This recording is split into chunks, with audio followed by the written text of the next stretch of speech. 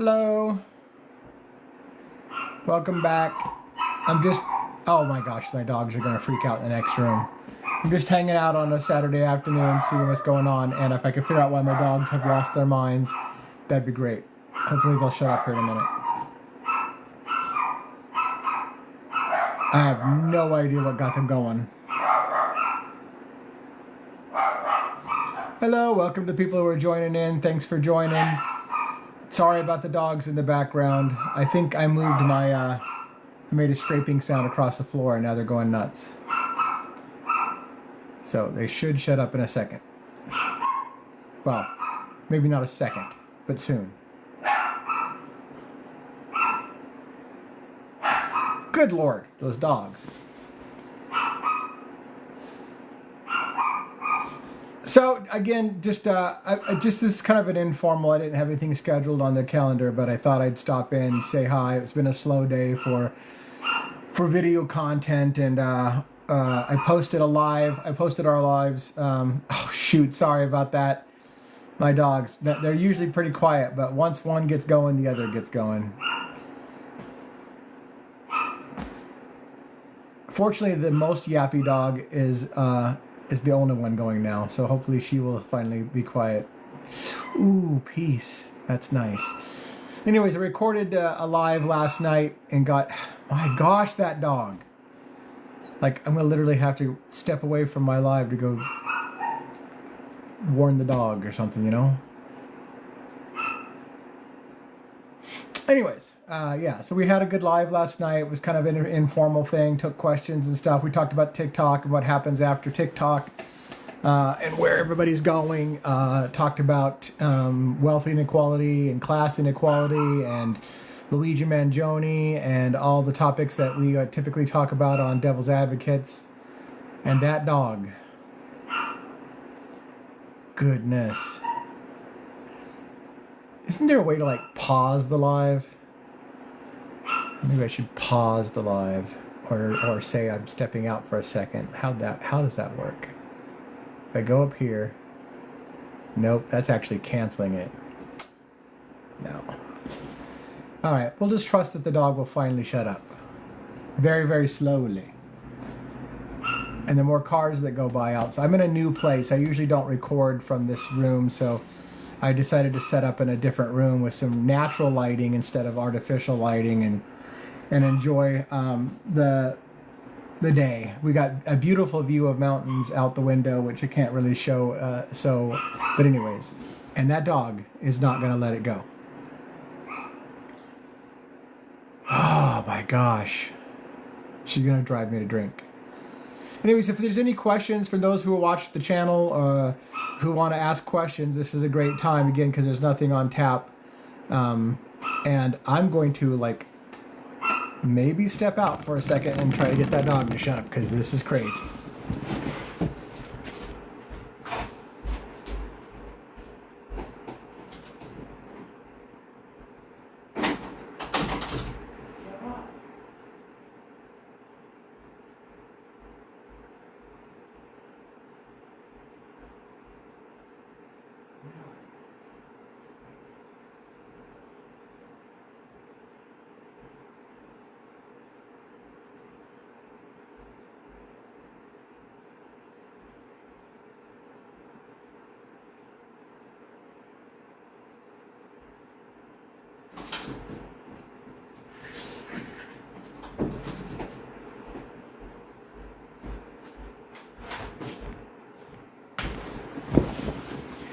Okay, that sucked, but the dog's quiet at the moment. I didn't know I was going live today either, Kiwi. This is just an informal, I'm bored on a Saturday, wife's gone doing some crafting stuff, and it's a dead house, super quiet. Boy, my beard is looking super scraggly. I need to trim up my goatee. It's looking super scraggly and uneven. Problem is, it's a long drive to go into town where we live to get a haircut even, but I can trim my beard, I guess. That doesn't require a beard. But anyways, yeah, if you have anything on your mind, like I said, this is an informal thing. I posted last night's live after we got the violations, community guidelines violations. Once again, I have my glasses on a tether just because,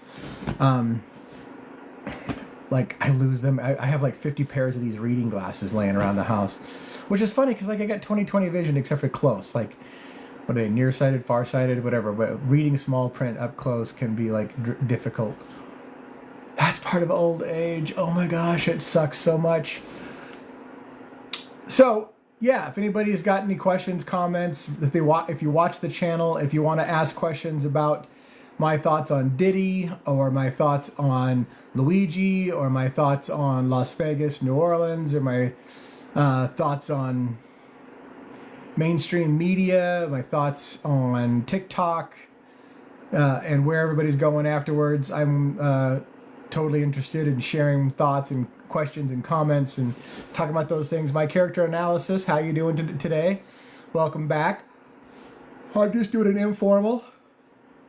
Notice the difference in how the government responded to the fire in California to WNC. Both deserve the same. The media is so freaking weird in the way that they respond to crises and stuff like that. I don't even know how to really respond to that other than they have agendas. They have marching orders for the day, I swear, where they're told what topics are going to be the topic that they're going to mention it. Yeah, I try to be genuine. I hope that people don't view me as disingenuine. I hope that people realize that I speak my mind and that I'm not trying to do things for sensationalism. I mean, to be fair, we all want to talk about the relevant topic that's on everyone's mind.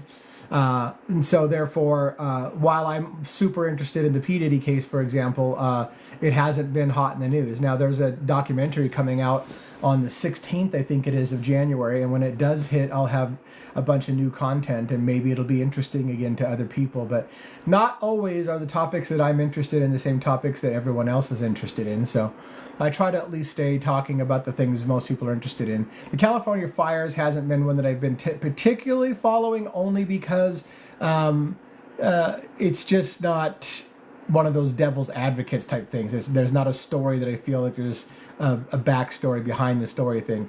Free thinker with a question mark. So what I mean, if you're talking about my, like, maybe I wrote that in a bio somewhere, but we're critical thinker. Free thinker means that we try to ask critical questions of mainstream media, questions that the media is not asking, have the discussions about not being afraid to talk about certain things. Now, having said that, I have to be afraid to talk about certain things because when the conversation naturally gravitates towards certain areas, I get content restrictions and I get community guidelines violations, and then I have to fight that battle, which is why it would be great if, the one thing TikTok has a disadvantage on is they flag a lot of things by words and stuff like that without reviewing it to see if it really should have been flagged. So it'd be great if there was a platform that really, truly, and honestly let you speak your mind without having to censor you. But that's not the world we live in now.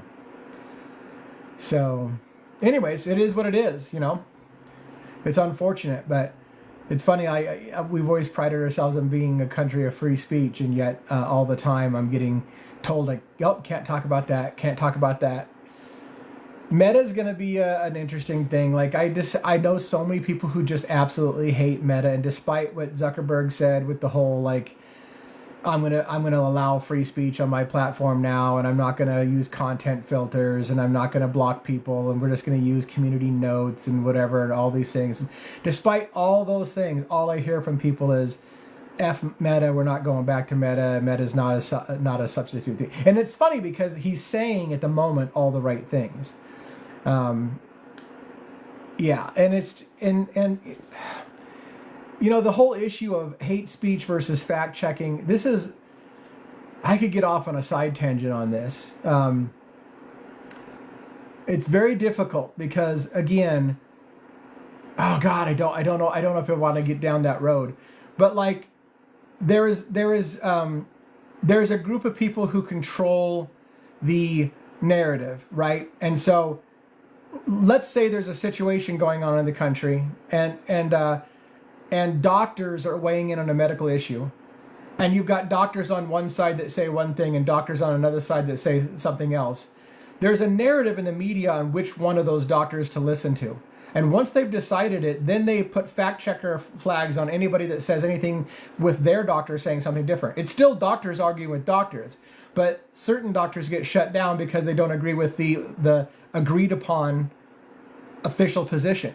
And then it gets labeled as false news, fake news, and we're fact checking it. And all fact checking means is we've decided that this side is the accurate side, and so therefore everything that's different than that is not a difference of opinion and a discussion and a dialogue we can have, but it's lies, and we will not allow lies on this platform. And so they label critical thinking, alternate opinions, open dialogue as lies and disinformation, and then shut it down. And then there's a certain number of people who get behind that, and they're like, well, we don't want people spreading lies and disinformation. Well, differences of opinions and dialogue is not necessarily lies. Facts, unfortunately, are very funky things. Facts can be manipulated to support whatever position you want. People can use the same facts to support completely different opinions. So it's just very, very difficult. Very difficult. Statistics can lie, for sure. Or I should say, better yet, it doesn't tell the whole story. But yeah, Meta doesn't seem to be getting any traction. Like if Zuckerberg's plan was to let people know that he's the place to go after TikTok, which is what I think exactly what that was. It's like, hey, you can come now to, Meta Reels and we'll make it better. And to be fair, if Meta's even going to have a chance at that, they're going to have to, in my opinion, they're going to have to, increase their video length. They're going to have to do several other things to even remotely compete with TikTok. So it's not going to just be a reducing of the filters, but they got to make sure also that they have a good algorithm. Because the great thing that TikTok has going for it is I can be nobody, and like I am now, I can be nobody, and I still get reach, right? I still get put out there, and I can still resonate with thousands of people. Whereas a lot of other platforms don't do as well at giving you reach and putting you out there to see. Maybe he will connect if we give him another 100 people to look at. Well, if we put him in front of another 100 people, what percentage of those will be interested? Oh, well, let's put him in front of another 100 people. And I think TikTok does that better than probably anybody right now. And when people talk about selling it to an American investor and how they don't want TikTok's algorithm, I feel embarrassed for them. Like, why would you not want TikTok's algorithm? It's working for a crap ton of people. So you bragging that we don't want TikTok's algorithm, we just want to buy their product and make millions of dollars, like billions of dollars. We don't want to make billions of dollars. We don't want their algorithm. Well, their algorithm is why people are here. If you put in your Americanized algorithm, chances are pretty good you're not going to allow them to talk about things that are critical of your business partners, critical of your government, even though you claim that one of your rights as a U.S. citizen, for example, is to be able to criticize your own government. I highly doubt you're going to give reach to people who criticize the government, criticize the leaders, criticize your business partners, big pharma, pharmaceuticals, the same thing, medical industry, all those things. Those are not going to be something that they're going to give you reach for, in my opinion. Now, maybe I'm wrong. If they do it right, they should really stress free speech, and they should just allow it to do what it does, and realize that sometimes it's going to be painful. Sometimes the things that we want to talk about is going to be something that they wished we wouldn't.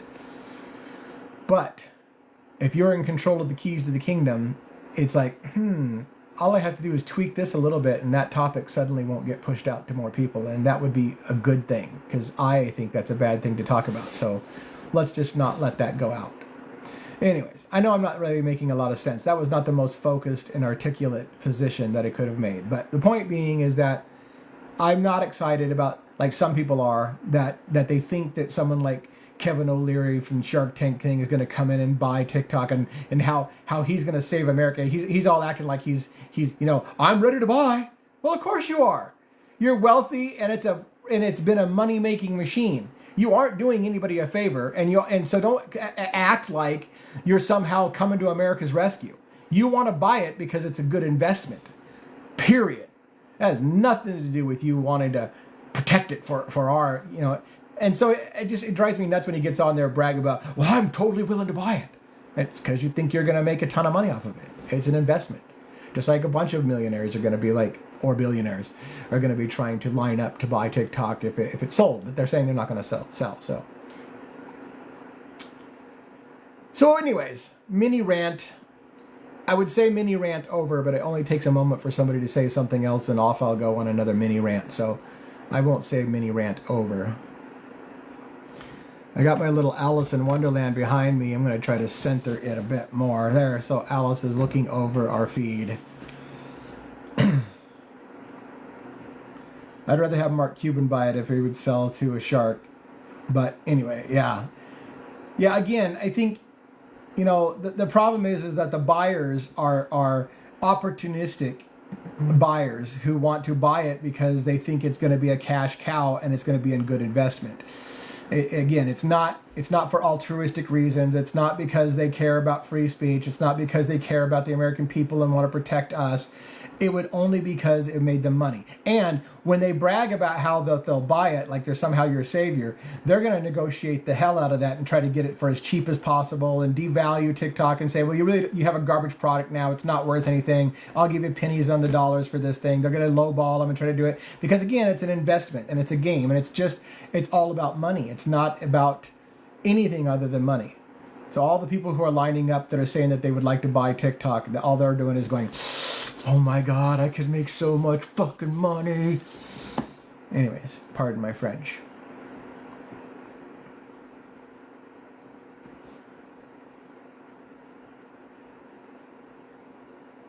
This is why I get myself in trouble on lives. Well, actually, I don't think I've ever been flagged for community guidelines because of an F-bomb. I get flagged.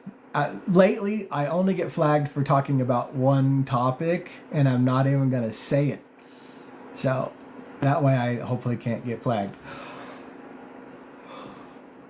And it's not Luigi Mangione. I can talk about Luigi. I can talk about Diddy. I can drop swear words from time to time. I can do all kinds of stuff. But there's certain areas that they're like, ixnay. Any other questions, comments? Anybody following Luigi, following Diddy? Have comments about the news stories? You know, like we're not hearing anything about the drones anymore on the East Coast, oddly enough. We're not hearing much anymore about the New Orleans guy or the Las Vegas guy. I mean, it kind of speaks to how quick the American attention span is. Because these were huge news stories and all over the place. And on TikTok, it dominated TikTok for 24 or 48 hours. And now it's gone, like hardly anybody talks about it. And when they do talk about it now, it's like nobody wants to, you know, we've moved on. We move on so fast. This is why I think it's easy to manipulate in a lot of ways the American public. Because all it takes is one event and everyone moves on in an instant. The new hot topic of the day. And because of that, it's real hard to get social change because people don't stick to something when it gets boring. And so like everybody was hot and heavy during the Luigi thing about this is going to be an open dialogue about healthcare and how bad things have gotten in America.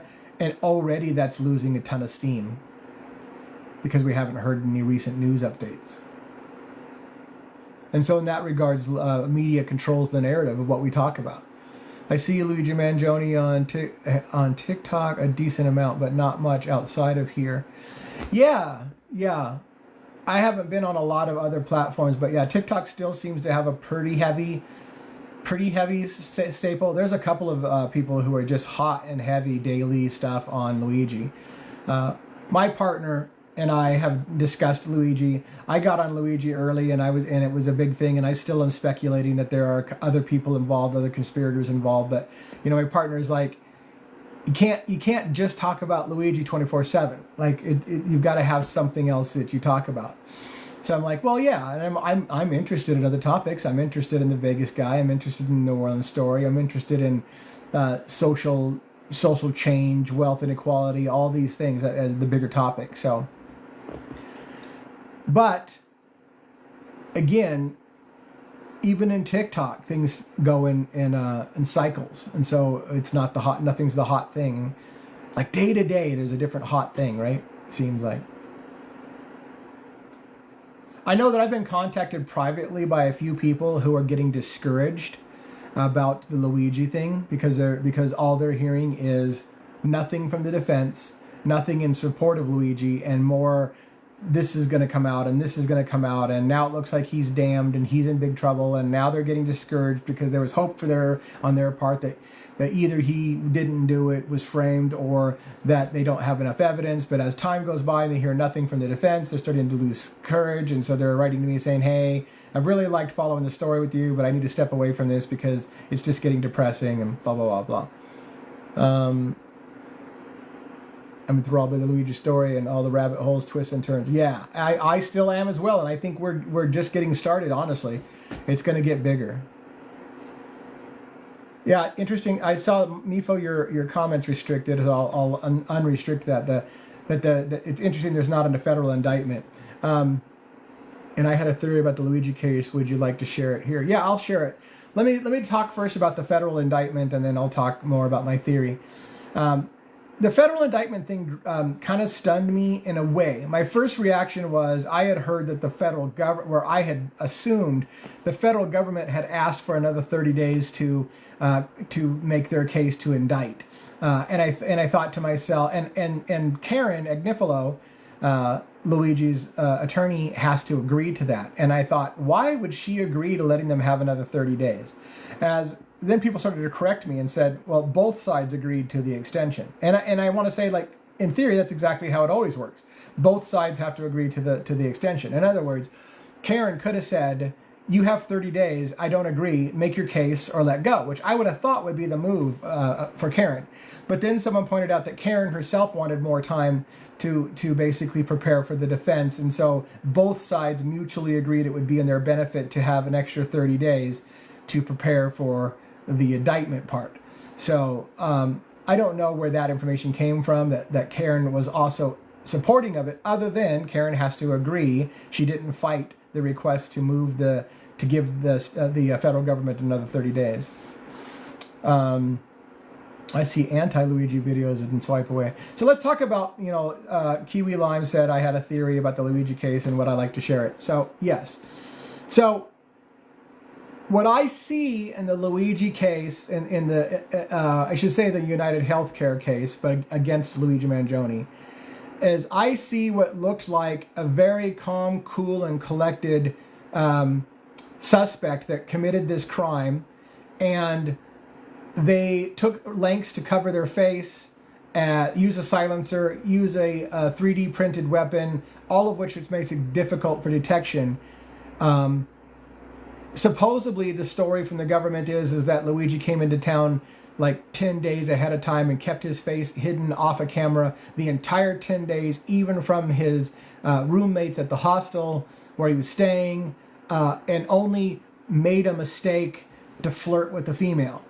And then made the mistake of leaving a water bottle with fingerprints on it, and then made a mistake of dropping a cell phone with fingerprints on it, and then made a mistake of getting caught on camera several more times with his face showing, like looking at the cab. And I thought to myself, these things do not make a lot of sense to me. Somebody who takes all that time to prep and use a 3D printed weapon and the calm, cool collectedness during the actual event, walking away, having a bike staged, going into Central Park where he gets off camera for quite some time, according to 2020 special, made me think there's something else going on. And the fact that these mistakes were made, I begin to question, are they really mistakes, or are there conspirators involved in this and it's to throw the feds off? My theory is that there was a video of the suspect on a cell phone shortly before the event. Now there's timeline problems. Some say the suspect was lying in wait all night long, based on mostly one guy's testimony. Other people say that the suspect was lying in wait for at least an hour, and other people say the suspect was there about 10 to 15 minutes before it happened. There's a big difference between if you were waiting all night long because you had no idea when he was going to come out, an hour because you're not certain when he's going to come out, or showing up 10 to 15 minutes before he comes out and you happen to be in the perfect place to do it. The other question is, who is he on the phone with? My mind, my critical thinking mind, does not allow me to believe that Luigi Mangione, if he's the suspect, is calling friends and family just before committing something that's going to be the biggest event of his entire life. I just don't think he's, or that he would take a phone call like, he's on his way to do something that's going to change his world and maybe the all of society, and a buddy calls and he's like, hey, what's up, bud? Like, no. So my critical mind says that phone call is to somebody that's involved in this situation. His mind, whoever that suspect is, his mind is on one thing: making sure he doesn't miss his opportunity. He's got to catch a small window of time in which Brian Thompson's coming out. He's not taking a phone call and distracting himself, or making a phone call and distracting himself when he's got a small window of time to make sure that he knows exactly. He's got to be thinking about everything. Where is everybody? Who's going to see me? Are there any police in the area? Am I going to be able to get away? I've got my bike station. All of these things are going to be going on his mind. He's going to take a phone call and just, hey, what's up, Mom? That phone call indicates to me a conspirator. Either someone inside the hotel with Brian Thompson, is my guess, is letting him know where Brian Thompson is and saying, hey, Brian Thompson's in the lobby, he's about to come out. Or, and there's a reason why I've covered this before, he's got a conspirator inside Central Park. Hey, are you in position? Are you ready? Or the other person called, hey, I'm ready, I'm in position. Because what happened was, after the event, when the shooter walked across the street and then jogged across the street and walked down an alley and all those things and got on an e-bike and rode away into Central Park, law enforcement lost that suspect for some time. They didn't specify in the 2020 special how long some time is, but they made a point to say that in New York City there's 1 million cameras, but oddly enough, the one blind spot in New York City is Central Park. The suspect was smart enough to know that Central Park was the place to go to get off of camera. Once again, my critical thinking mind says a person who does this and just doesn't really care about getting away with it or whatever isn't going to pick Central Park to get off camera unless he plans on getting away. Nor is he going to hide his face for 10 days but lower his mask to flirt with a female. It makes little sense to me whatsoever. Even the people who try to argue, well, he had to show his face because he had to verify his identification. You can't tell me this guy was so careful as to cover his face for 10 days to his roommates at the hostel, where they'll claim that he didn't even take his face mask off to eat. And that was in a room with no cameras. But he's going to be foolish enough to make sure that he doesn't turn his back or make it so he can show his face to this woman without the camera picking it up. So I start to question the theory. And then when I realize, well, what just happened in Central Park? The suspect who did the event, we can almost trace him 24/7. And by the way, there's a weird moment where the suspect lays down some piece of evidence. I think it is the water bottle. I think it was whatever, the kind wrapper. But it is laid down in view of a camera on top of a trash pile, not buried, nothing, as if that person wanted the wrapper, as if that person wanted the camera to pick up them leaving material evidence. Hey, look, I'm not using any gloves. My fingerprints are all over things, and I'm going to lay down a wrapper, a kind wrapper, right on top of a pile of trash. Not in it, not buried, not in a can somewhere, right on top, in dead view of a camera. My theory is that suspect wanted law enforcement to see that. He wanted them to see it, and he wanted them to go snag that material evidence very quickly. Because, I suspect, the suspect knew it would throw the police off onto the wrong trail. Because I suspect the shooter's fingerprints are not what's on that kind wrapper. So then, he goes into, yeah, exactly. It's exactly, hey, look, everybody, I'm laying down evidence. You know? It was super suspicious to me. But I just think this way. I'm like, why the hell would you do that? You planned all this stuff out. You had, according to the official narrative, Luigi had months to plan this out. Months. He'd thought through everything. And he's like, hey, I'm going to take a phone call to the pizza guy in the middle of what I'm doing and lay down a wrapper in plain sight of the cameras.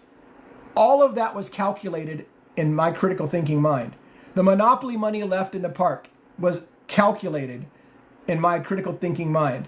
And the fact that all that happened when police or law enforcement, I said, when law enforcement get surveillance videos and they see someone leaving the park on 77th, I think it was, Central Park, dressed similarly with a dark backpack or a dark jacket and a backpack on an e-bike, they immediately say, that's our guy.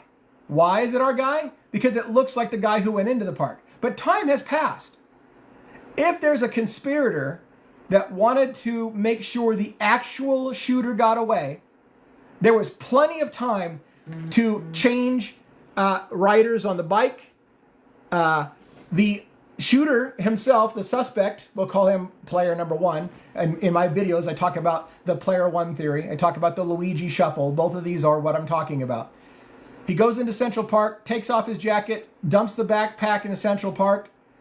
The other guy who's waiting, wearing the dark jacket and a backpack, similar, not the same backpack, because the backpack that has the Monopoly money was left there to throw the feds off, to create a diversion.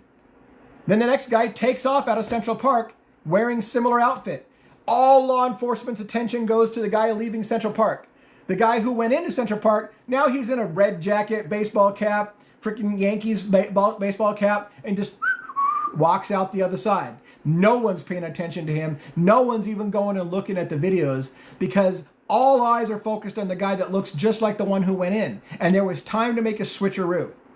Now that sounds crazy to people, right? That sounds like, oh, come on. You've watched too many movies. That's what I get all the time. I get that all the time. You've watched too many movies. Well, let me argue this.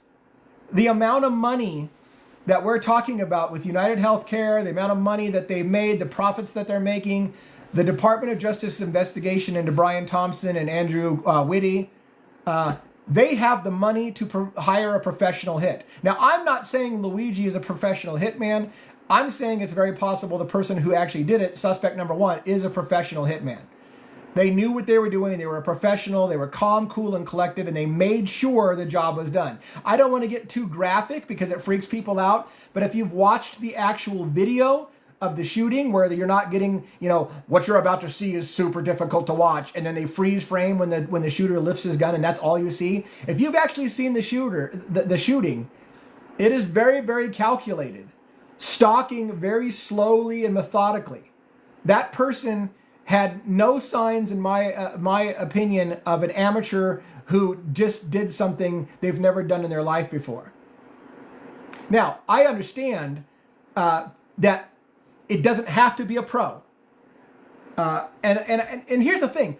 There's all kinds of people who do this whole, he was clearly a professional because he cleared the jams. Well, first of all, like I said, I've said before, I've owned a gun. I've had guns that jam. I don't even know if it was a jam. It might have been an artifact of having a 3D printed weapon. It maybe have to be cycled manually every single time. We don't even know if it was a jam necessarily. But that doesn't take a specialist. The point being is that the idea that there could be conspirators and that there's money to pull off conspirators who will purposely try to make sure that the main suspect gets away while all eyes are on the wrong guy is a theory that has not been disproven to me. Where that goes, however, is everybody starts to ask me, well, why would Luigi, if you're indicating that Luigi is the fall guy to make sure that the shooter gets away, why would he do that? He's just flushed his life away.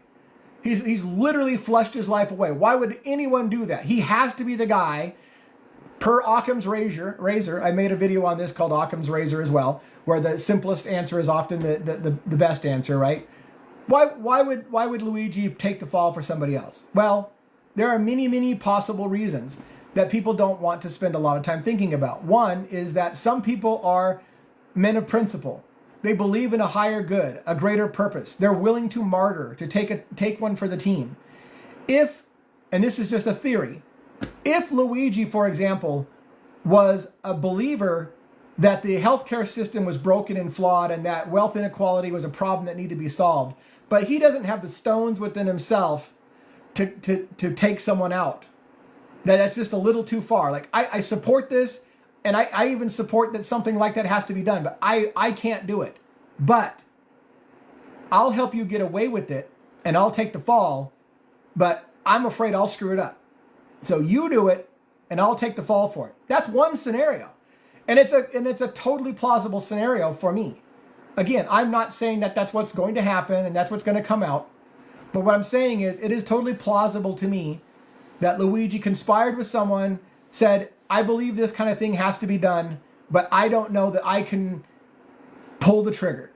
That I can be calm enough to do that. So you do it, and I will let the authorities lead towards me.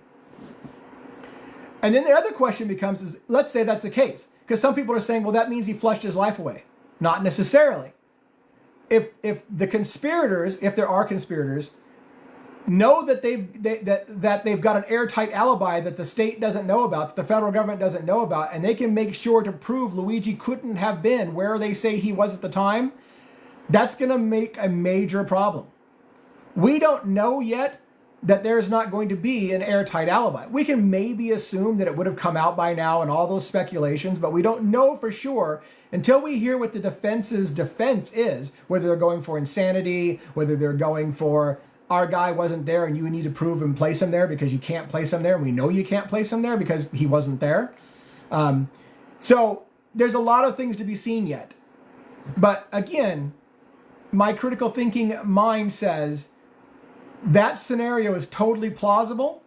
And until the evidence proves to me that it can't have happened that way, I'm going to continue to say, yeah, but how do you know this didn't happen? Now, if they come up with the smoking gun and Luigi doesn't argue it and they say, yeah, I was there, I did it, whatever, I'll be willing to change and be like, well, to me, it could have happened this way. Luigi himself says it didn't happen that way. So what are we supposed to do? If he says that's what happened and that's what he's going to go with, then we can't argue it anymore because that's what he's saying happened. You might be able to say maybe he's still taking the fall for somebody else, and the proof will be in the pudding. If suspect one is a professional, and if Luigi took the fall for the professional, that means the professional's still on the loose. And if this was just the start of something, that professional may hit again. And he may have conspirators again. So then things will change. Because even if Luigi takes the fall, and then another event happens, very, very similar, maybe in different outfit, maybe in different whatever, but a similar thing happens and somebody gets taken out again and slips away and everybody goes the wrong direction, it's going to start going, wait a minute. Who's player one? And right, the burden of proof is on the state and the federal government to prove that Luigi was there and the one that pulled the trigger. And there's so much misinformation going on the internet right now, on TikTok in particular, that drives me nuts.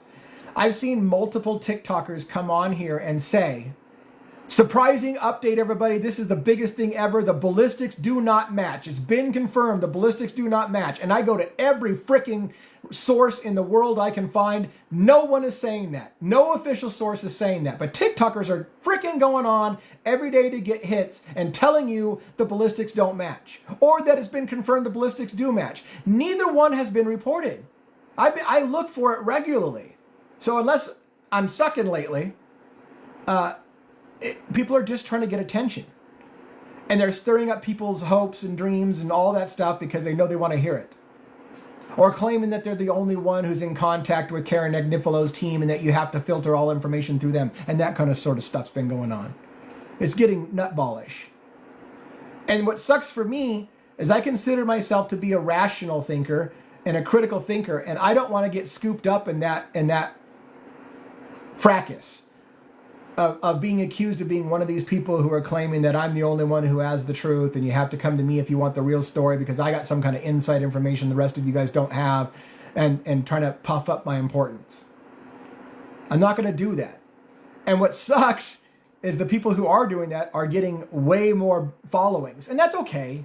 I mean, TikTok's going away anyways. My whole base that I've got started here on TikTok, and my buddy and I have started on Devil's Advocates, is all going away anyways if TikTok gets shut down.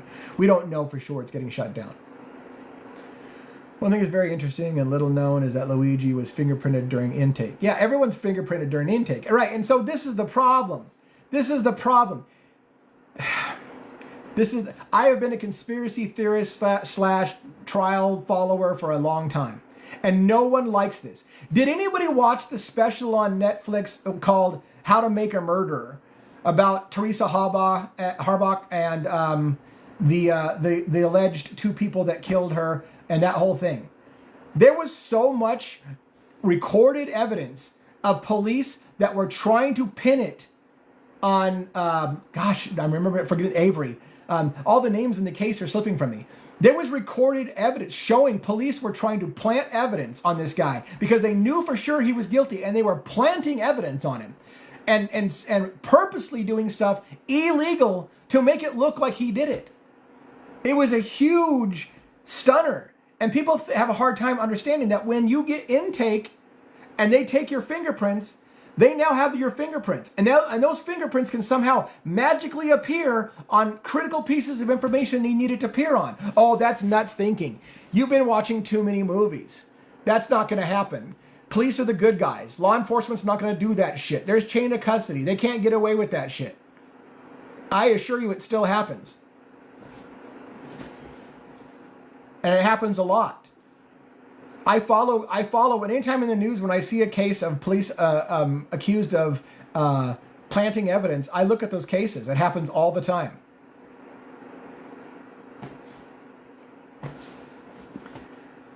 I heard a case not too long ago, and I want to say it was in New York, where multiple police officers were in a situation in which a police officer had basically everybody turn off their body cameras and planted evidence, but one of the cops in his group unfortunately had a conscience and decided not to, and broke the code of silence and ratted on his buddies and said, I can't sit there and watch you plant evidence on this guy. Like, I'm not doing it. Like, it's horrendous. And again, to law enforcement's credit, they believe fully that they got the right person, and they don't want to see the right person walk on a technicality. Because unfortunately, our legal system can be criticized of letting guilty people go free. But again, in our country, our legal system is founded on the principle that we would rather have a guilty person go free than one innocent person go to jail for something they didn't commit. And we'd rather err on the side of some guilty people getting to walk than to have an innocent person spend their life in jail or be executed or whatever the case may be.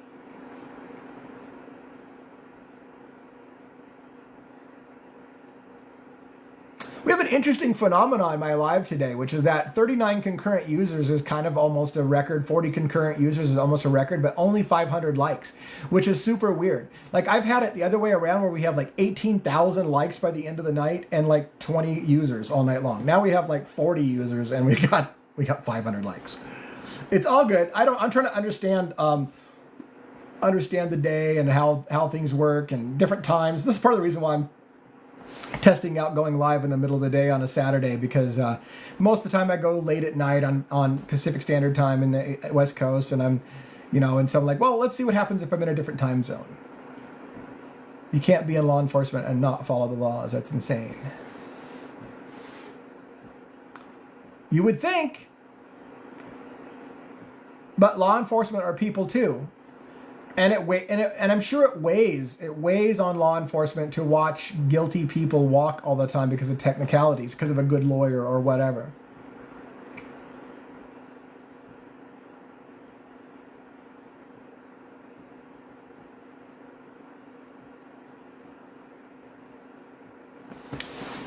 So yeah, I hope I covered that Kiwi enough. You wanted me to kind of recap some of my theory.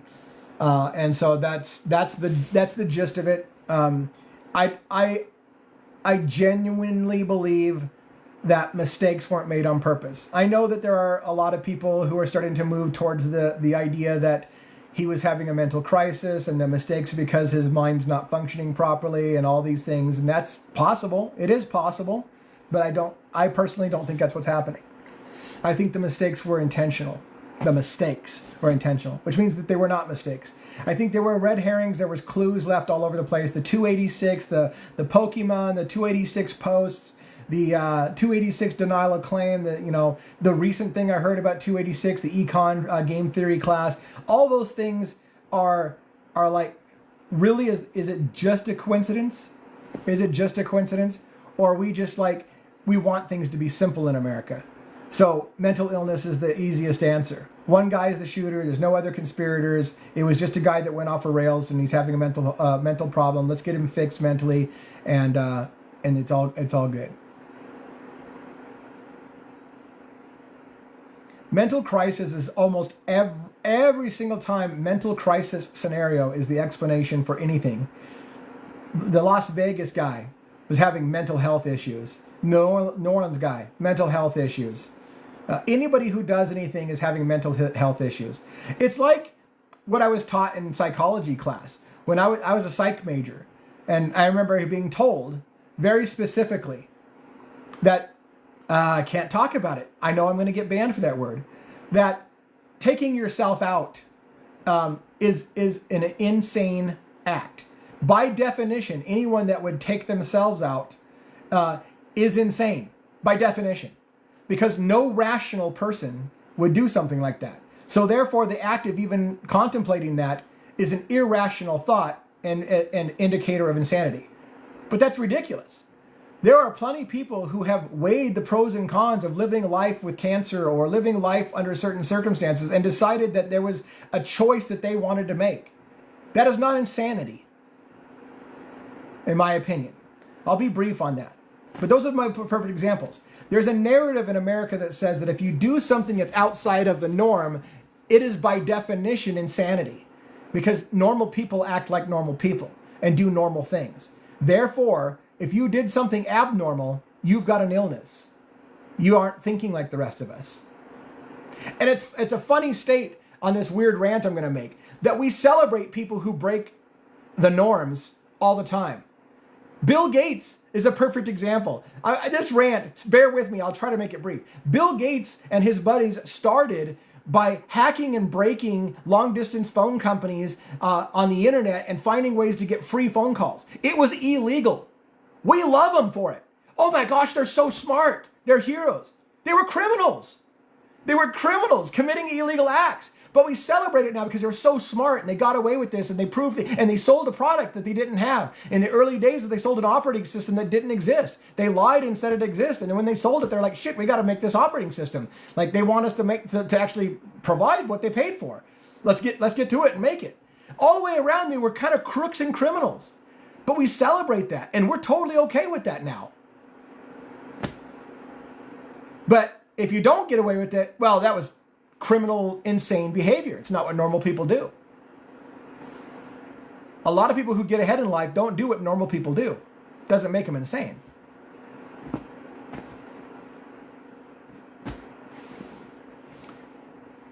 So yeah, and there are many people who view Luigi's actions as a rational decision. But again, mainstream media is going to try to tell you no rational person would think that violence solves anything, which is irony coming from a country that has founded itself on violence and continues to do violence and continues to wage war and go to war and kill people and do all these things to further our agendas to make change in the world. And then to tell you, shame on you, America, for thinking that violence fixes anything. Really? Now, as a friend used to say of mine, your hypocrisy knows no bounds, sir. Thank you very much, by the way, for the gifts and the likes, and I appreciate that so much. Hopefully we get to stay around. We'll see what happens with TikTok, but I really appreciate the help that we can get while we're there. Any other questions or comments or?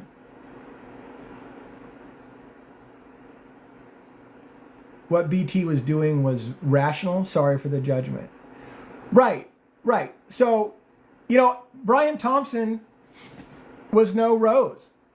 Brian Thompson, and again, everybody probably knows this, but I'll try to be brief. Brian Thompson and Andrew Whitty and members of United Health Group knew that they were under investigation by the Department of Justice and sold off a bunch of their stock before it got announced publicly and it would hit the stock market and drive their stock down. And they made a bunch of money off of selling their stock before it dove. And the Fire Pension Plan of Hollywood has sued them in a lawsuit. And the Department of Justice was investigating one, antitrust laws, because the Department of Justice told them they can't buy Change Health, which they did anyways. And then now they're being accused of shorting a bunch of stock and making a whole bunch of money for Brian Thompson and Andrew Witte before the public found out that they were under investigation by the Department of Justice. That's not an innocent person in a lot of people's minds.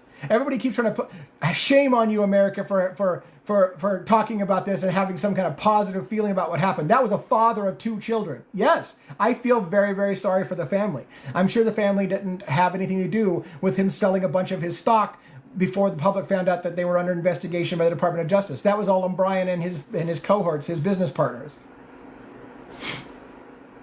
Thank you, by the way, again, for gifts and love, and thank you so much. Appreciate it.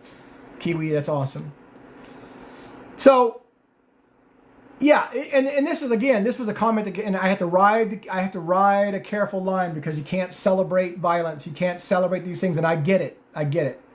But this is what TMZ's special on Luigi, where Harvey Levin was trying to shame America for the hypocrisy of Americans that are against guns and violence and the death penalty, and yet somehow they're okay with what happened to Brian Thompson.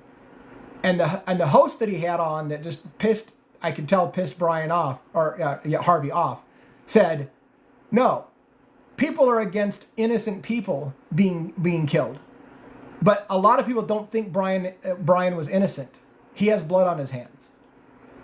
And I could tell Harvey didn't like that answer. To his credit, him and his producer could have cut that out of the show and not let it get in there. That they let it slide. But he was like, shame on anybody who thinks that this is a good thing, killing innocent people. And she's like, well, to be fair, people don't view him as innocent. Thanks for the gifts, everybody. I really appreciate it. Thanks for the 1.3K likes. I mean, we're getting up there a little bit with the likes now. I don't know how long this is going to go. I just was trying to throw this out as a afternoon test, see how it goes. It wasn't announced. It wasn't anything, so we'll just see how it goes. Do you think that the day of arrest at police station, he wasn't with a coat? You talking about when he was arrested in Altoona? I think he did have a coat on in that video, in that picture, the one picture that I've seen. I think he had a coat and he had that hat. And supposedly he had the backpack, although I didn't see a picture of the backpack. I've only seen the one image of him kind of like with his scrub kind of hanging off of his ear and eating a hash brown or whatever it is. The shoes are interesting, by the way. I follow a lawyer on TikTok. And he's kind of down the middle on the Luigi case, right? Like he definitely repeatedly states that he doesn't believe in vigilante justice. And so if Luigi did it, then Luigi needs to serve his time and end of story. But he also is pointing out that the prosecution's case has problems. And just yesterday, I think he teased that he was going to get into the shoe thing. He's like, there's a problem with these shoes. And I'll talk more about that later. Now, I know a little bit about the problem with the shoes. I watch TikTok. I watch people point out the shoes. And I haven't put a lot of weight into it because everybody's got armchair theories, just like I've got my armchair theory. But it's interesting to have a lawyer now saying there's a problem with the shoes. And I'm waiting for him to answer. I haven't gone out to his website lately to see if he's actually or his TikTok profile lately to see if he's actually done that video explaining what his problem with the shoes were. But I'm super curious to see what he says. Hey, Mr. Cobretti, how you doing? Nice to see you again. Thanks for coming in. I can't wait for the trial, honestly. I really think the state has made such a mess of this. Yeah, the timeline's getting super interesting. That's another thing that I didn't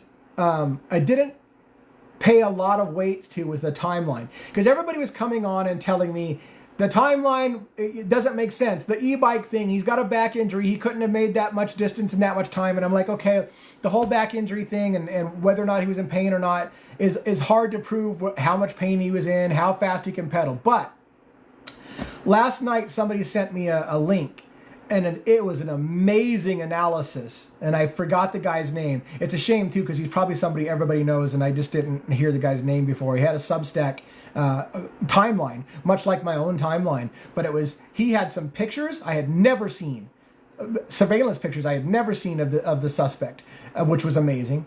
And he had where was I going with this? He had an amazing timeline about how far it was and how the time was and how even at the fastest speed. And he had a list. He had on his timeline, he had a list of all the e-bikes in New York, what the brands were that are available and what their max speeds are. And then he showed the distances and he started to lay out the distance here would require a minimum at the fastest bike speed there. And I was like, that guy's got some shit laid out. It's no longer any, well, it doesn't make sense. How did he pedal so far? I'm not saying that people who have been saying it to me all along haven't done that math as well. But I hadn't seen it laid out where the guy was like, here's point A, here's point B, here's the distance according to Google Maps. Here's how fast this bike can go according to the statistics online. It can't even make that trip in that amount of time. So there's a problem. And I'm like, yeah, that is a problem.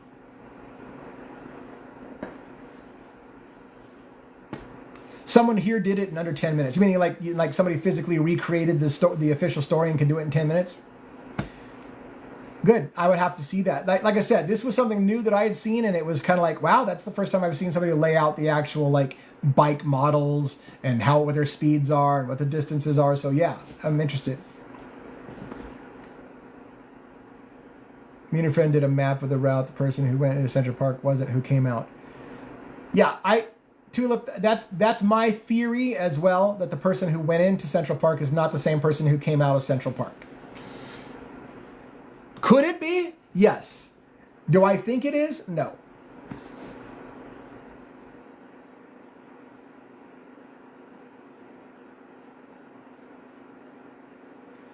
Did they ever find the e-bike that was used and left? I thought there was a GPS on them. Even after all this time, I'm sketchy about the e-bike. I don't know that they've ever stated that they have the e-bike, and I don't know that they've ever stated that they don't have the e-bike. It's just something that they just said, oh, well, we saw him on video last at 77th Street on the bike with the backpack, and then we catch him again on 85th Street, and he no longer has the backpack or the bike. And that's all that I keep hearing. I can't believe law enforcement doesn't have the bike by now. So maybe it's just something that they haven't told us about, and they're keeping out of the news. But I have a hard time believing that the bike hasn't been found. I think they said it was a personal bike. See, that's a theory on the personal bike that hasn't really been thought too much about, is whether or not he used a public bike. So there's a picture. I've seen the picture, but I haven't seen. So there's a picture of the suspect walking with what looks like a battery, a large battery pack, which people have said was the battery for the e-bike. And the implication was, from what I understood, was that the suspect carried the battery for the bike to make sure that nobody else would rent the bike and take off on his getaway, right? So it indicated to me that he was using a public available e-bike that was sitting somewhere, and that he pulled the battery so that nobody could actually take it from him. And when he showed up with it, he'd be able to slap the battery back in and be the only one to take off on it. I don't know. Like I said, that same great video timeline I saw on Substack had a picture of the suspect holding what looks like a battery. It's the only image I've seen that looks like he's clearly holding a battery. So could it be his own personal bike and his own personal battery? Yes. There's also, we've seen that image of the whole garbage truck. It was garbage day. If I were planning this out and I was a super sleuth, I would think, okay, I'm not a super sleuth, and I'm not a super intelligent guy. I'm bright, but I'm not super bright, right? But if I were, I'm thinking with my level of intelligence, if I were going to try to get away with it, I might want to have somebody in the garbage department that would let me dump my bike in the back of a garbage truck and get away with it. So if I'm off camera and I know where the cameras are at, and I know what the planned route today for the garbage truck, and if I'm friends with somebody in the garbage disposal group, I can make sure that garbage disposal truck is on 85th Street when I need them to be, ride up, dump my bike in the back, Garbage disposal scoops the bike up into the garbage disposal. I take off on foot, and the bike's never seen again. Now, the problem with that theory from my perspective is it wouldn't be super hard for law enforcement to kind of figure that scenario out and go track down the truck and the dump and where it went and find it. But it's super curious to me that it was garbage day. It was to me, it's super curious that garbage was being picked up all around. It was like there was stacks of garbage laying out. Garbage trucks were going around. It was garbage day. So did the bike get dumped in a garbage truck? And I don't think, and I don't know because I don't live in New York and I don't know how garbage disposal works in New York City. But when you dump something in the back of the truck, when I was living in the Seattle area, a guy had to get out and basically push a button to basically work the trash compaction, right? So it just all fills up in the back until you push the button and then it compacts it, right? So someone would have had to dump the bike and known that the person wasn't going to look before pushing the button to scoop the bike up into the truck, right? If it's just laying in the back. So again, that makes me think there's a possibility that they're working with somebody in the sanitation department, right? In the garbage disposal, because they would have to be like, look, I got 2 minutes. I'm going to be dumping this bike in the back of this thing, and you need to hit the button to make that bike disappear. Yeah, Seattle. I was in Seattle for 6 years until about 2 years ago. I actually lived up in the Everett area and worked in downtown Seattle. So I enjoyed my time there a lot as far as being in that community, for sure.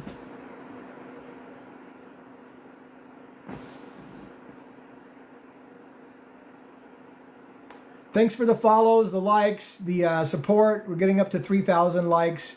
I can't remember when I started this thing. How long have I been going? I'm starting to almost feel a little bit of the tickle in the throat, which usually happens when I'm talking loud to the camera. I don't know if I'm shouting from your guys' perspective or if my volume's okay. Or someone in a car picked it up, Stella. Right. Whatever the case may be, it's hard for me to believe law enforcement hasn't found the bike. And here, let me say this.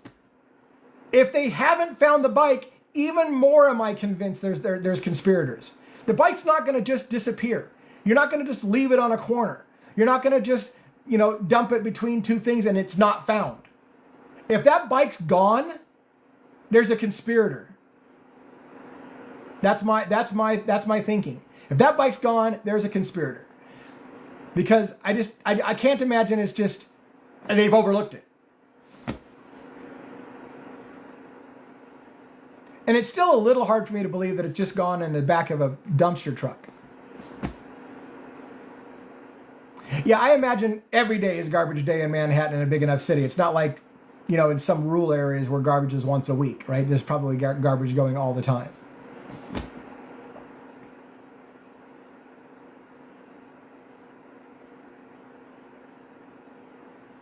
And if he gave the bike away, that's another problem too. Like, even by this time, if they haven't found the bike, there's going to be so many fingerprints on that bike that you can't say for certain probably anything.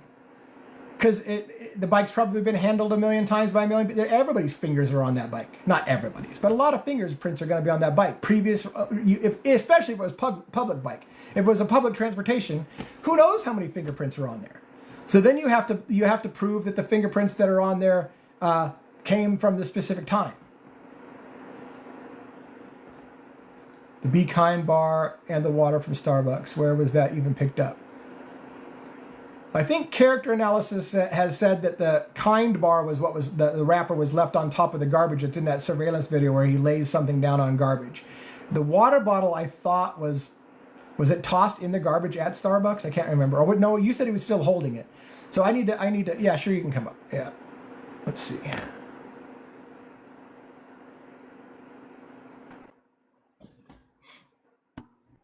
Hello, my friend. Hello. How are you? I'm good. I got to up the volume though, because you're kind of quiet for me. Oh, am I? Is it? I got it.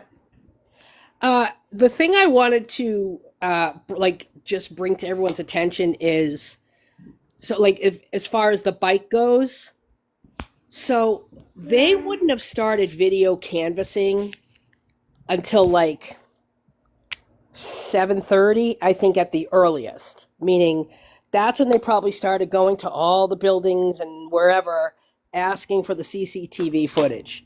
Sure. So, oh, hold on. So, by the time they figured out his route, right, it had to have been a few hours, Right. right?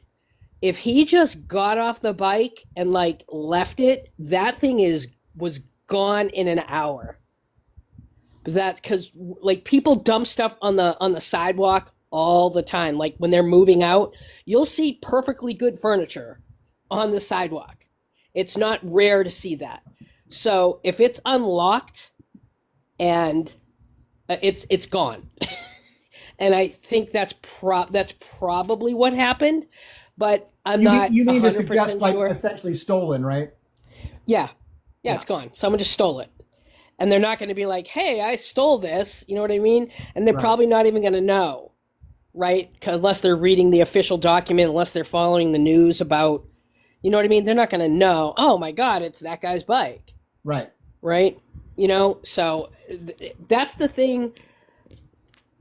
The thing with the bottle, we see him with it when he's walking, when he places the wrapper on the garbage.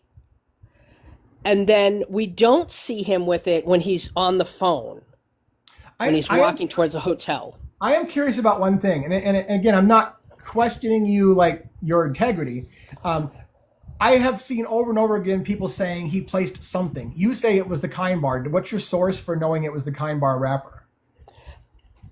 I don't have a source. I'm just being just to be fair. I'm looking based like he really carefully places it on the garbage, and he's got the I believe it bottle was with carefully him. placed, yeah.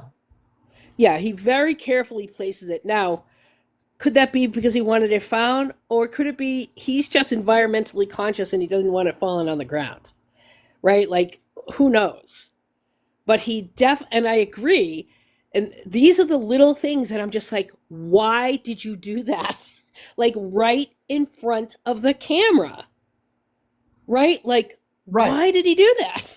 Right. And this is why for me that was a deliberate act that he wanted to get caught on camera doing. That's for me. Other people might say, well, he obviously is just not thinking clearly. He's not in his right mind. Maybe he's, as you say, conscious of the environment and wanted to be sure it was on top of the trash pile. To me, I see it as a deliberate act caught on camera on purpose. But that's me. Yeah, I can totally see that. And that's where I went when I first saw it. I'm more concerned about the water bottle because some people say they found it and they keep calling it an alley, and I love how they love saying alleyway. They found it in an alleyway to kind of make it sound like, oh, that's how we knew it was his. It's not an alleyway; it's a plaza. Yeah. That connects the two streets. Some reports say they found it there. Some reports say they found it at Starbucks, near the scene, at the scene. Right. I heard he tossed the water bottle in the Starbucks garbage can. I read that somewhere too. Yeah. And it's the fact that they have not budged once on where the phone was found. It was found in that alleyway, period. But the bottle, it's everywhere. That Right. makes me very suspicious of the bottle. Well, and this is the other thing. Again, setting aside from myself the mental health issue, I don't understand covering your face for 10 days, making a mistake of showing your face, making a mistake of leaving fingerprints at the scene, leaving a mistake of dropping your cell phone, making a mistake of dropping another piece of evidence with your fingerprints in another place. That makes no sense to me. In my critical thinking mind, you don't make that many. I can see one of those mistakes being made, fumbling your phone. You're like, crap, where'd my phone go? I don't have time for this. I'm taking off. But you placed a wrapper down, or whatever. We don't even know, I guess, really, what was placed on top of the trash can. You placed a piece of evidence on top of that. You lost your phone somewhere. You placed a water bottle with your fingerprints all over. That's a lot of mistakes. I'm not sure they're mistakes. Yeah, I don't happen to think they found anything on the wrapper or the bottle. Jessica Tisch said that they did, and then Kenny, the head of detectives, said they have one fingerprint and it was on the phone. So I don't think there's any fingerprints on the bottle and the wrapper. I think they're just BSing. Right, and I I still think to this day have only heard a smudge. I have not heard that anybody has an actual fingerprint. They have a smudge or a partial that is consistent with Luigi's fingerprints. Mm-hmm. And Yeah, I agree. granted, fingerprints can be 100% identifiable, unique to each individual. But when you have a smudge, it's not you because you don't have the full fingerprint. So you've got parts of it that resemble or are consistent. So I'm not sure how good that fingerprint analysis is. If it's just a smudge on one item, that's even more suspicious to me. Yeah, especially because he wasn't wearing any gloves. Yeah, I can't get past the no gloves thing. I just can't. I yeah, don't get it. right. I just don't get it. And And again, I totally get that not everybody thinks like this, and they think I've watched too many movies. I totally get it. But to me, the not wearing gloves was a deliberate act. That's another sign to me that they're trying to throw people off. They want it seen on camera that, look, I've got no gloves on. I'm putting my fingerprints all over shit. It wasn't a mistake. It's a diversion. That's my opinion. yeah, I can see that. I But, can. Like, but, I think, I'm like, I think a bunch of different things can be true at once, right? Like, but I think there could be a co-conspirator. I think things could be done intentionally, and I think he could be suffering from some kind of mental health issue. Like, a bunch of things can be true at once, yeah, right? Like, and that's I I want to hear the evidence. I want to hear the ballistics, and I want a report. I want to see the report. Not or I want something official. And that's the thing. People will run with any story, right? Like the whole thing with Deadline saying, "Oh, he bought this the 3D print, he bought it the I don't know, the pattern off this site." We don't know that. That's right, not confirmed. That's something they wrote about 3 weeks earlier. They're just recycling a story. And people, this is what the media will do. They'll just recycle stuff. Like they right, just did it with Koberger. Oh, he yeah. was investigated for a unaliving back in 2021. Yeah, we know that. He was investigated when he was first arrested. This That's is the an old story. Idaho story. Yeah, Yeah, yeah. And this is a guy who dropped the sheath. And I'm one of those people who's like, no, that wasn't a mistake. He did it on purpose. I think he did that on purpose. So I totally know where you're. Trust me. right. I see where you're going. I'm so I don't. glad.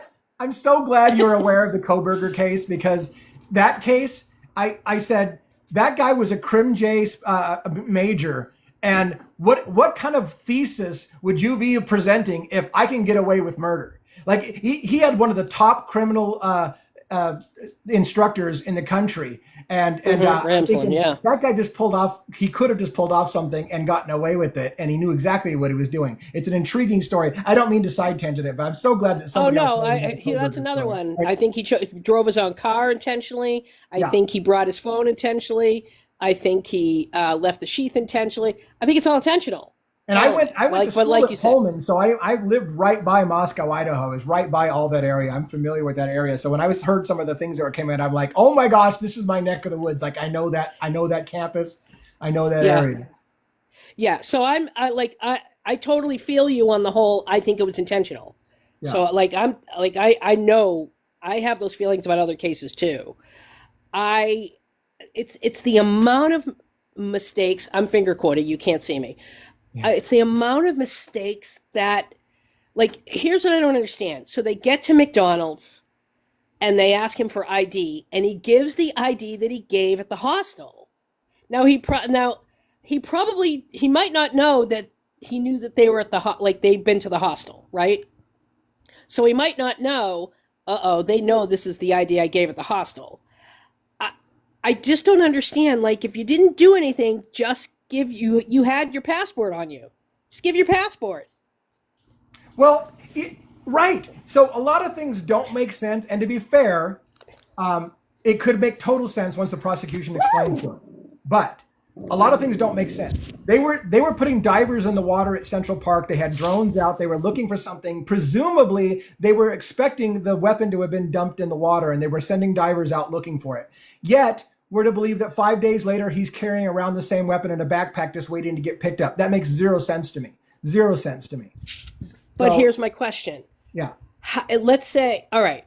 So are you saying that he left with the backpack that had the original evidence in it, or that it was like the question I have where people say, "Oh, it was planted," right? Like the 3D weapon was planted. My question is, how would they have known it was going to be a 3D weapon, and how would they have had the time to create a 3D weapon? So let me tell you my theory on that, because it's something I never really have explained, and so I want to explain my theory. So I've got a 3D printer at work. I know how they work. I know how the patterns work.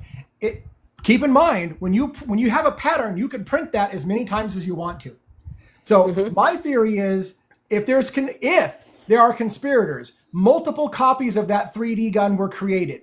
So one copy was committed in the crime. Another copy is with a conspirator throwing the feds off. Part of the whole, I got one that you don't know about, because you can't prove ballistics from this gun has been fired, because this gun hasn't been fired. It may match a 3D gun. It may be exactly like the same pattern that was made in the shooting, but that gun hasn't been fired. And when you find out that gun hasn't been fired, now you've got a problem, because that wasn't the gun that committed the thing. It could be the same pattern, but it may not be the gun that actually fired it.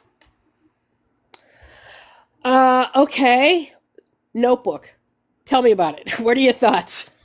The notebook bothers me, and I sound so crazy. So I followed James Holmes in Aurora, Colorado at the shooting at the Batman Theater 12 years ago. And there was a whole bunch of stuff about this mysterious notebook that James Holmes had. It was a spiral notebook, just like Luigi has a spiral notebook. They're both in their 20s, just like Luigi, or like James was in his 20s. The law enforcement had been caught with a postmark on this supposed notebook that outlined everything he was going to do, including little stick figure diagrams of how he's going to go in and shoot up the theater and whatever, as proof and evidence that he was the one that did it, and he wrote it all in a notebook. It made no sense to me at all. The whole notebook over here makes no sense to me at all. So I don't know that there's a notebook. To me, it doesn't seem consistent with Luigi's character. I don't see him as the kind of kid that keeps a spiral notebook around, detailing all the crimes he's going to commit.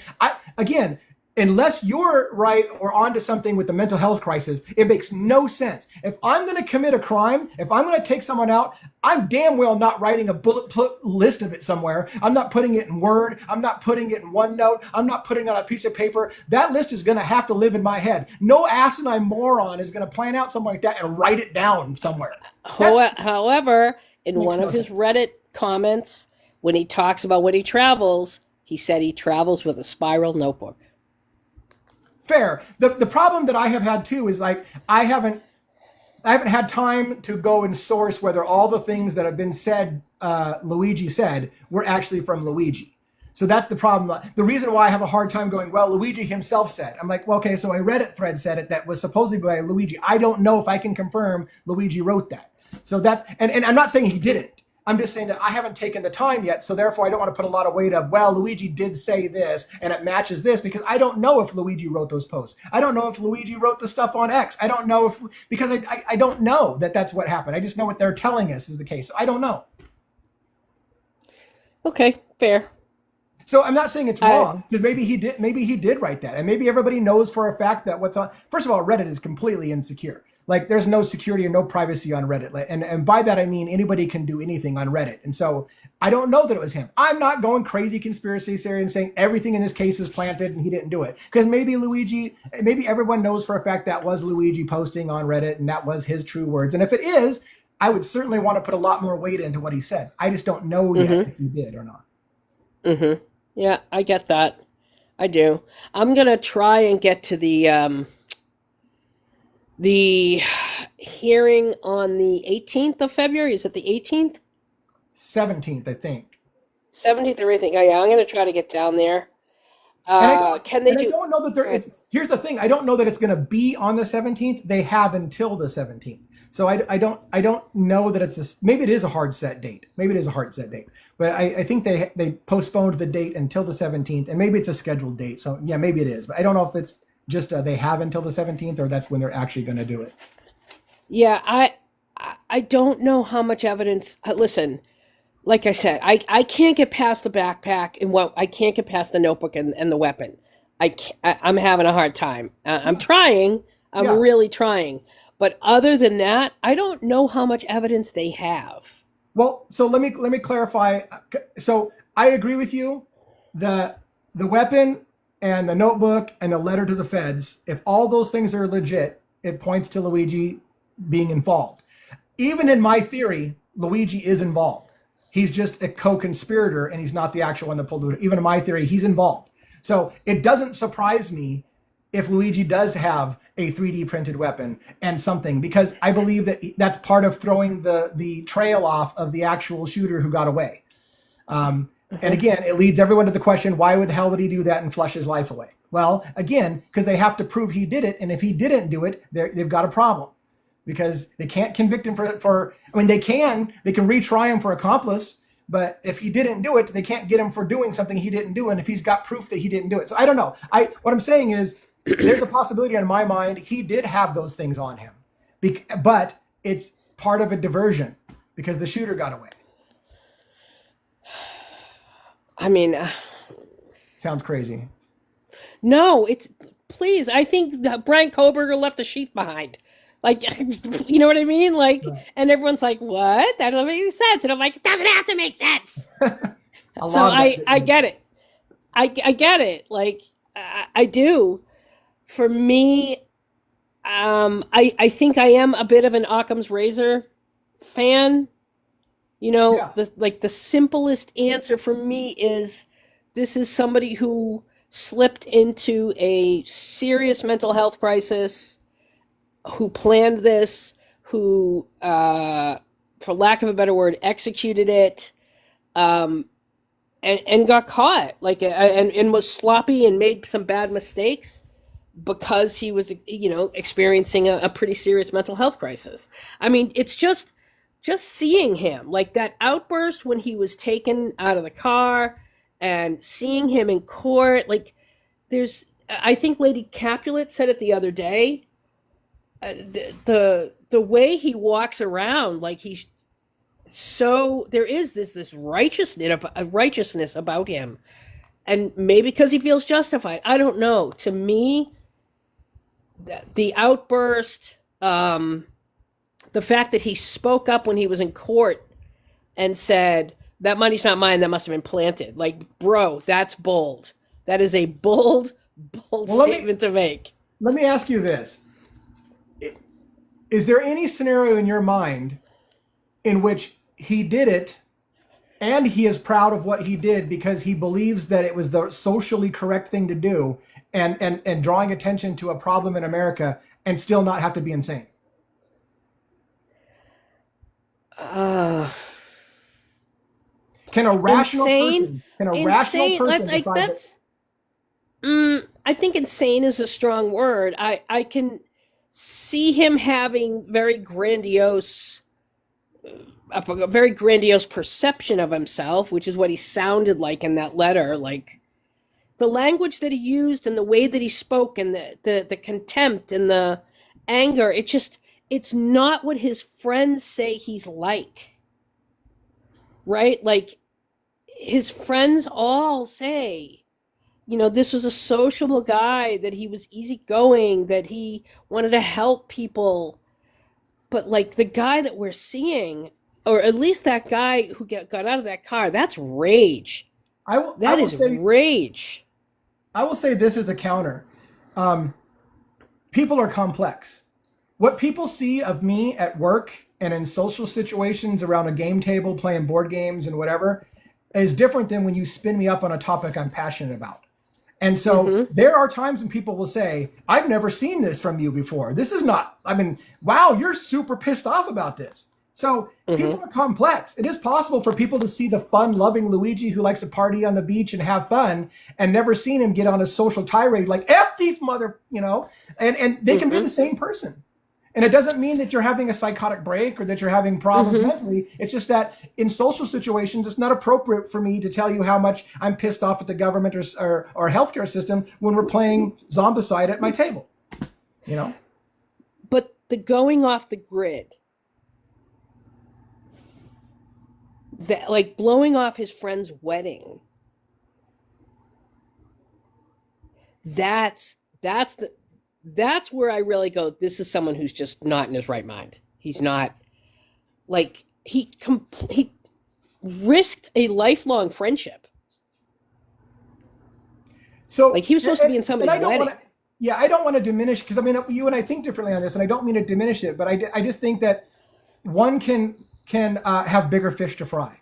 So skipping somebody's wedding because you're planning the biggest event that has ever happened in your lifetime and making a social statement for America and all these things, he's got bigger fish to fry. And skipping someone's wedding isn't a sign of mental illness. It's a sign of he's got bigger things on his mind. So again, and I don't want to diminish what you're saying, but it's like, I know that you're hitting like, oh, the fact that he withdrew from family means he's having a mental crisis, or he's about to plan the biggest thing he's ever planned in his life, and he's got to focus on it. It doesn't mean he's having a mental crisis, unless, again, you're saying no rational person would do this, so therefore it's an irrational act and a sign of mental crisis to have done it.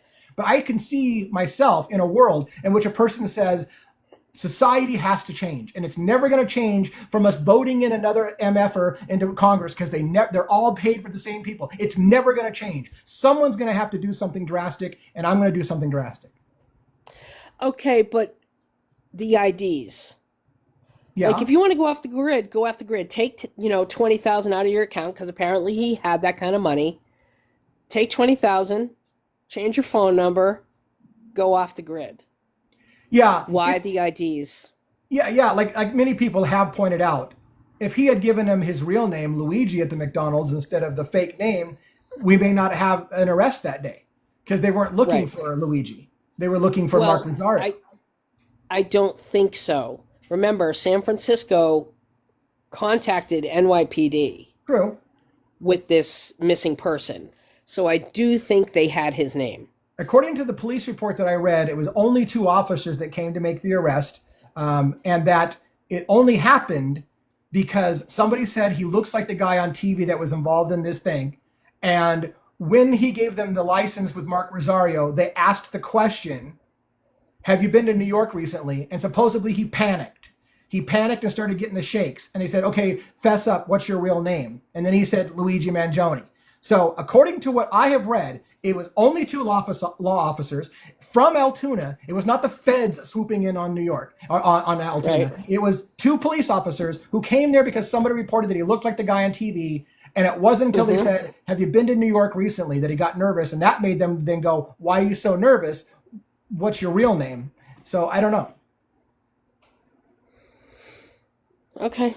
I don't know. He went to great lengths. Yeah. Like, but just why?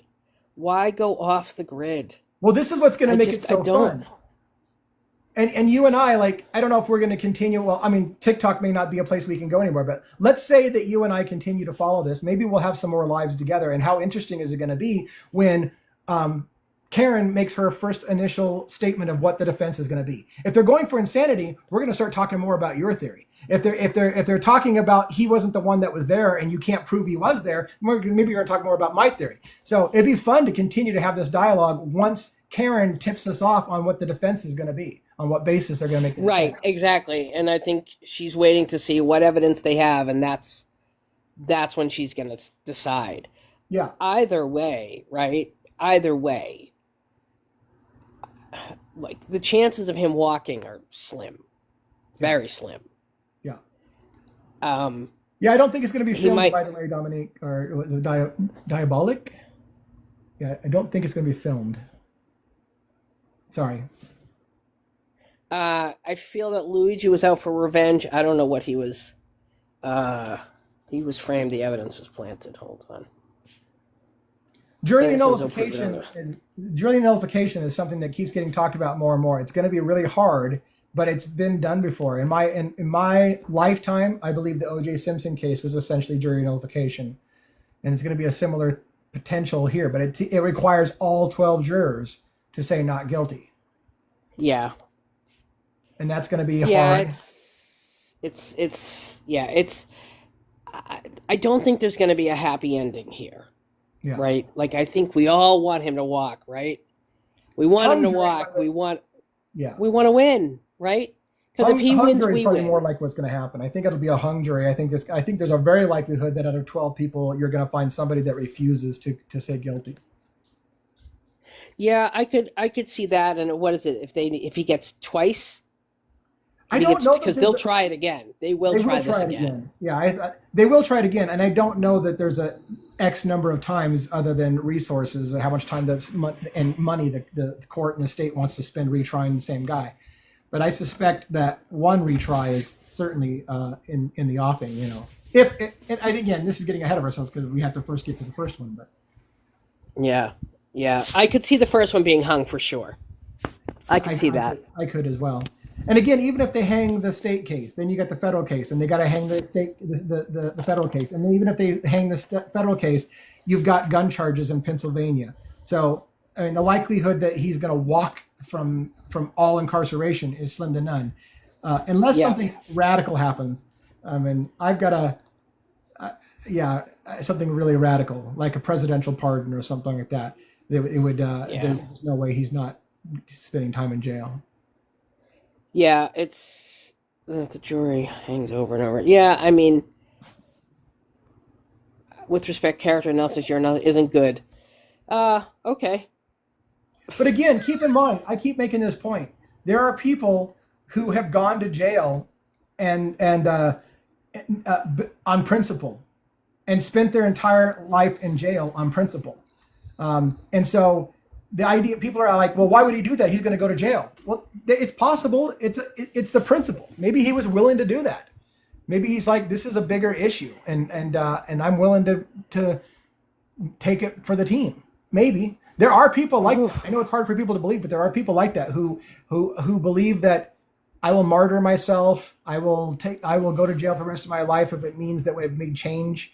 The worst thing that can happen is, let's say that he was a man of principle and that's what he wants. He was willing to go to jail for the rest of his life to make a statement, and then at the end, nobody gives a shit and everything goes business as normal, and Americans continue to be effed by the insurance companies, and he rots away for nothing because we didn't change anything in society. That would suck.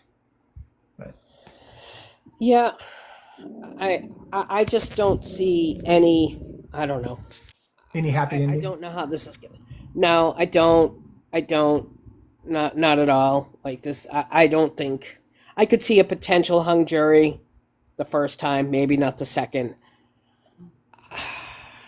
All those charges, I just, the federal and the state and the stalking and the T word and Well, and I think that's yeah, why they overcharged it. They're gonna make sure something sticks.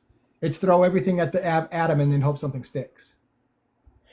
yeah, and I worry. Well, I don't worry, but I think that and that perp walk, that's not helping them. It's not helping their case. I mean, I don't know. They can't just throw a bunch of charges at him. You know what I mean? I Yeah, mean, I guess they can, but and they did. then it looks like and they did, but Yeah, that just makes it look like, well, you're not trying to get, you're not giving him a fair trial. You're right. not like, and I don't know. And could they move it? I don't know. I mean, where are they going to move it?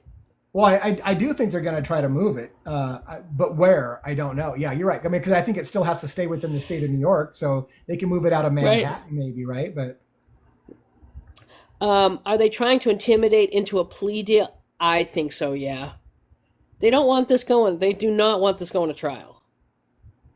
They don't. Nobody does. Too much. There's too much of a chance of stuff they don't want coming out, coming out.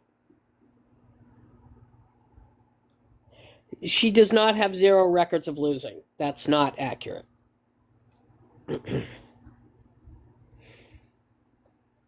Yeah, I don't know. I just wonder also how long is this going to take? I mean, Koberger, it's been almost 3 years. right. Yeah, That's there's an if it argument goes to to be made that trial they're in going to August. speed this one along, an example, but it could just draw out until public opinion starts to wane. Because if it takes too long, then people will stop paying attention and give a rip, and then it'll just happen one day, page 3 news that it's been done, and you'll forget about it. Yeah, that's true. That's it. Put him away and throw away the key. His fandom, I hope, doesn't hurt his case. I think all the people calling the law office, for the love of God, please stop. Yeah. Please, because he's getting charged for that. He gets charged for all of that. Every time you email, you call, whatever, anything she has to do in connection to him, he gets charged for. So just remember that. He will not take a plea. He might if it takes the DP. I don't know if that is that even possible here. He might take a plea if they take the DP off. Stella, it's funny you mentioned the Medium. Somebody actually did point out a Medium being contacted, and she saw conspirators, which I thought was funny. Like, I don't put a super obviously amount of weight into mediums, but it was funny because you mentioned that, because someone just said there was a medium that was contacted, and she says she sees other conspirators. And I'm like, yeah, anytime someone gets on here and says anything like, yeah, there was a conspirator and they're going to do this, always, always, always ask for a source. Always. Tell them to cite their source. Yeah, right. So that, you're not spreading on, because there are people in here who I can tell are listening to certain creators. Oh, he wasn't at McDonald's. It was him. Like, let's stop. And I know where that's coming from. It was him. Like he said, gave his name. Well, I will say, my wife, who at the start of all this, I said my wife was away. She just got back and waved at me. I think I'm going to go ahead and wrap up and hang out with my wife for a while tonight. I know that seems horrible, but I think you've literally made claims without. Hold on, you've literally made claims without sources. I don't like what. Give me an example, because I always make it clear this is my opinion. Just like with the mental health thing, I backed up my opinion. I'm not stating anything as fact. I've been doing this a lot longer than you have. But thank you. Anyway, I'll let you go. Yeah, no worries. And it looks like people may be jumping over to your video to watch you since I'm bailing out. Well, I guess you can probably continue your into the live, right? So if you guys, I think that way it works. It looks like you've got people following on your side. So I'm going to dump out on my side. Or does that kill it for both of us? It kills it for both of us, but that's okay. Okay. All right. Well, thanks for coming on. Thanks, everybody, for hanging out with me on this Saturday. For me, it's a Saturday afternoon. We're heading into dinner time. In fact, I need to get on prepping dinner. So thank you so much. And thanks again, Thank you, Analysis, for coming on tonight. Bye.